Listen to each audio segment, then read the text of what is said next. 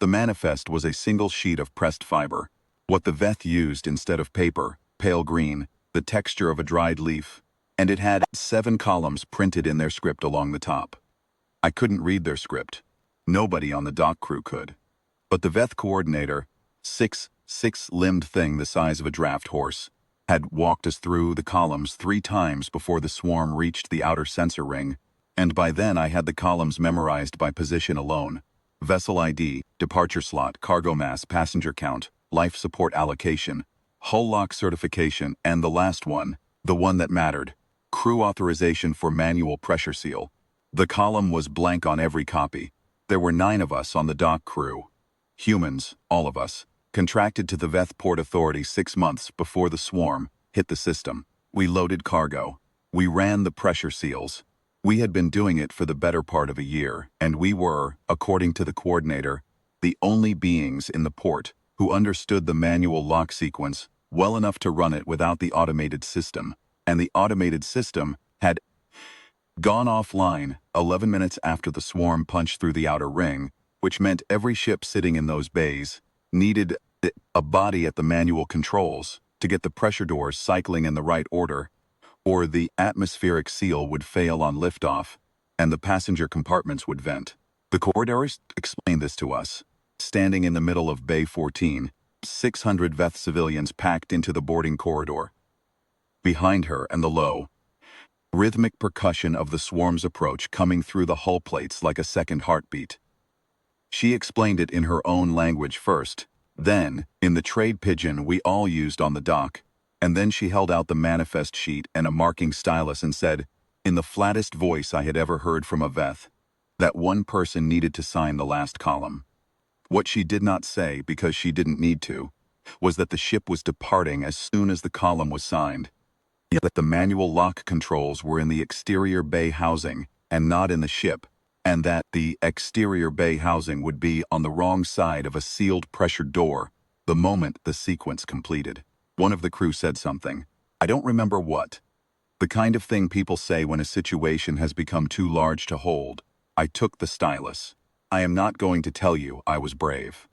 I am not going to tell you it was a calculation either. Some cool arithmetic of lives versus one life, where I came out satisfied with the math. It wasn't either of those things. What it was, and I have had a long time since to think about exactly what it was that I was already standing closest to the board, and I had the stylus in my hand, and the column was blank, and someone had to sign it. And by the time all of that registered as a coherent thought, my right hand had already moved. 2 letters, R and V, the corner of the last column, bottom right, because there was no designated signature field and I didn't know where else to put them. The coordinator took the manifest back. She looked at what I had written. Then she did something I had never seen a Veth do before and have never seen one do since. She held the sheet with both of her upper limbs, very still, and read my initials aloud to the ship. Not to me, to the ship, as if the vessel itself needed to know who had authorized its departure. The words came out in her own language, not the pidgin, and I did not understand them, but I understood the register. It was the register of a name being entered into a record that would outlast the moment.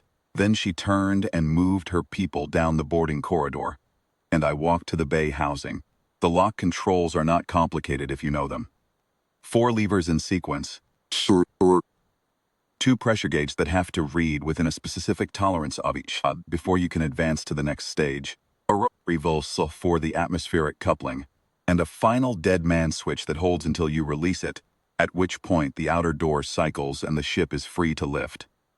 The whole sequence takes about 4 minutes if you do not rush it. You do. Because rushing the gauges does not make them equalize faster, and it does make you miss the tolerances and have to bleed the system back and start the stage over. I did not rush it. The swarm sound had changed by the time I was through the second stage. Earlier, it had been a percussion, the distant rhythmic impact of something enormous moving in coordinated mass. By the time I had the atmospheric coupling seated and was watching the gauges climb toward tolerance, it had become a tone. A low, sustained frequency that I felt in my back teeth more than I heard with my ears. The hull plates were transmitting it. The deck was transmitting it. It was the kind of sound that makes the animal part of you very quiet and very focused, and I found that useful. There is a clarity that comes from having no options left that is almost indistinguishable from calm. The gauges equalized. I advanced to the third stage. I was aware, in the way you are aware of things you are deliberately not thinking about, that the boarding corridor had sealed 4 minutes ago. That somewhere above me, 600, Veth and 8 of my crew, were sitting in passenger compartments with their restraints fastened and the life support allocation ticking. That the manifest, with my initials in the corner of the last column, was somewhere in that ship. I did not think about any of this directly. I thought about the rotary valve, which had a tendency to stick at 70% and needed to be backed off slightly, and advanced again rather, forced. It stuck at 70%. I backed it off. I advanced it again, it seated. The dead man switch is a long metal bar, chest height, that you hold depressed with both hands. When you release it, the outer door cycles. There is a 3-second delay between release and cycle. Enough time, in theory, to change your mind, though I am not sure what changing your mind would accomplish at that stage. I held it for a moment longer than necessary, not from hesitation. I simply wanted to make sure my hands were steady, because the gauge on the left side had a slight oscillation, and I wanted to confirm it was within tolerance before I committed. It was within tolerance. I released the switch. The outer door cycled. I heard the ship's drives spool up through the housing wall. That deep, climbing whine that starts below hearing and rises. And then the pressure changed all at once, the way it does when a large volume of atmosphere moves fast. And the wall between the housing and the bay went from transmitting engine noise to transmitting nothing because the bay was depressurized and sound needs medium to travel, and I was on the sealed side. I sat down on the deck. The housing is a small room, 4 meters by 3. The controls take up one wall.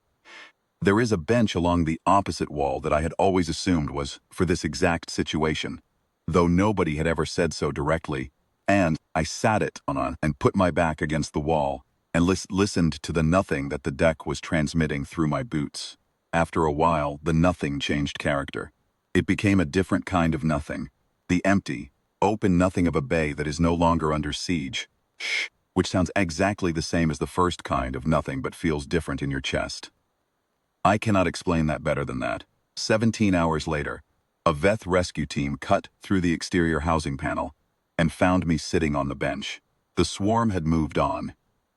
Apparently there is a limit to how long they hold a position once the food source is gone, and 600 Veth civilians are a great deal more food than one human dock worker, so I may have benefited from a certain arithmetic after all. The team leader held out a fluid container and said something, in the trade pidgin, that I had to ask her to repeat. She was asking if I was the one who had signed the manifest. I said I was. She nodded. Then she said that they had read my initials aloud at the ship's log when the vessel cleared atmosphere. She said the captain had requested it. She said the record would stand as long as the ship did. I drank the fluid. It tasted like nothing I had a word for. I have thought about those 2 letters a great deal since then.